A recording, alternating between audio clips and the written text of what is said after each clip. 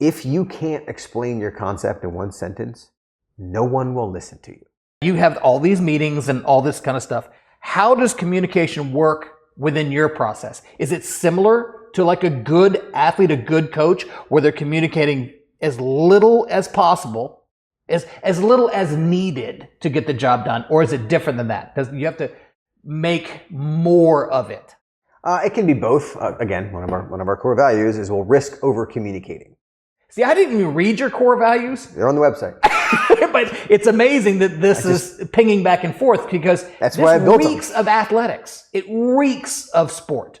Keep going. You got to write them all down, right? Yeah. And within this bubble, the ability to effectively communicate and the subtext of we'll risk over communicating as long as we understand what's happening. And so once you understand what's happening, okay, then you stop.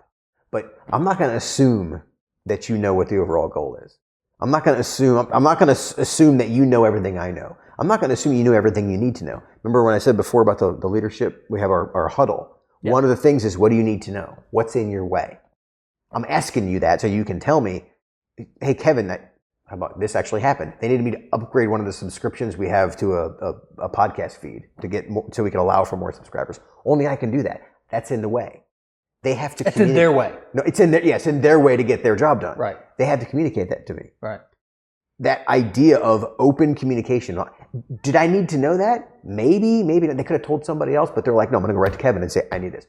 That risk over communicating, I'd rather they tell me that and have me not need to know it than the other way around. Right. So that's a little bit different. The other side of this is one of the sayings that we follow is, if you can't explain your concept in one sentence, no one will listen to you.